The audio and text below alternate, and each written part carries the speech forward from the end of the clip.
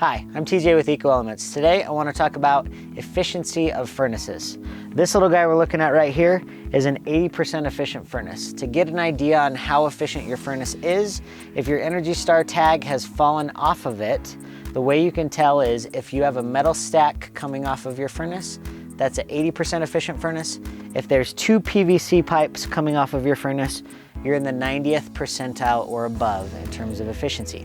Now, efficiencies right now on furnaces are 80 to 98%. What that means is that's the amount of energy going into your living space compared to out the exhaust flue. So 80% in, 20% out the exhaust, 90 in, 10 out, so on and so forth.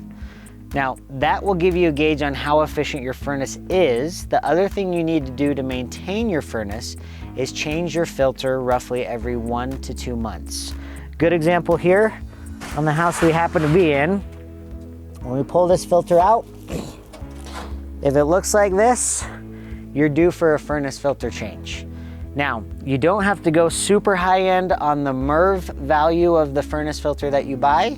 You want a good HEPA filter, but you don't want to go too far in terms of how high MERV value that filter is. As you can see here, this is what the filter looked like brand new, or even behind this roughly, compared to how dirty the rest of this filter is.